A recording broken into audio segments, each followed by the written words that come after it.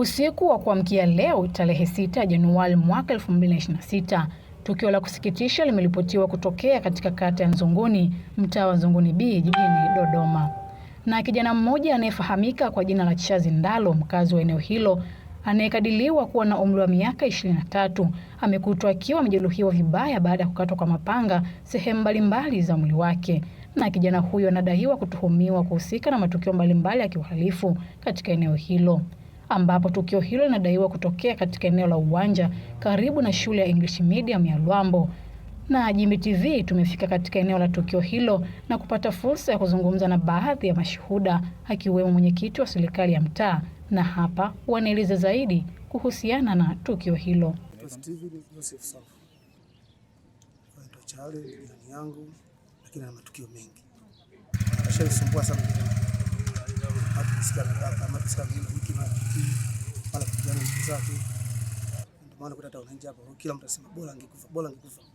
Inakuwa sio sawa na binadamu. Sana wazuguni kufanya kazi, tusitegemee kuiba. Majina yangu naitwa Diana Kamate. Mimi ni mkazi wa Nzuguni. Ukweli kwa matukio hapa Nzuguni yanatusumbua kuhusu kuibiwa.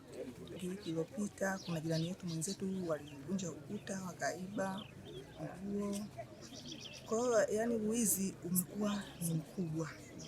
Mfanyabiashara Mange aliibiwa dukani kwake pesa.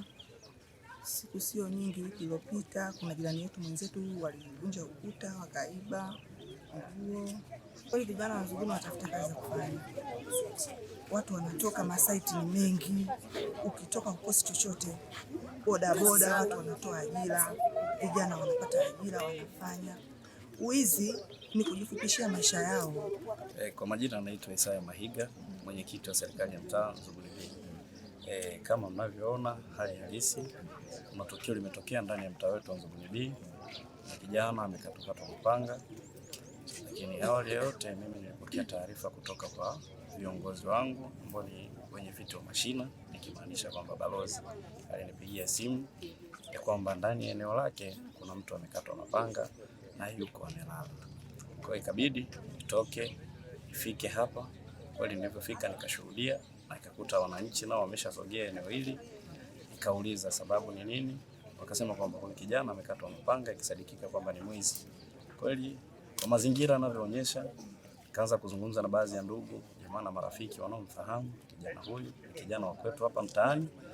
Basi kamuita mama yake mzazi, akasema kwamba huyu kijana toka wiki 2 za nyuma watu walikuwa wakimtafuta, akisadikika kwamba amewaibia, hivyo walikuwa wanamtafuta ili waweze kupata vitu vyao.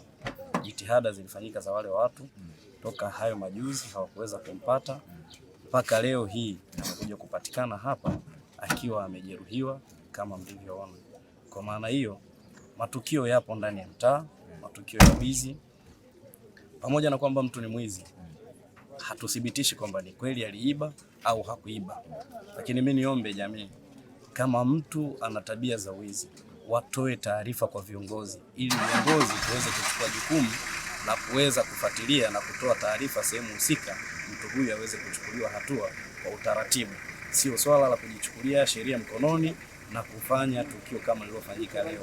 Bado tunalikemea sisi kama viongozi, hili jambo sio la kiungwana. Kwa tuombe kama mtu ana tabia za wizi, imebainika kwamba ni mwizi, basi taarifa zitolewe ili tuweze kumfikisha kwenye vyombo vya ulinzi na usalama waweze kushughulika naye, achukuliwe hatua zaidi, lakini sio kujichukulia sheria mkononi.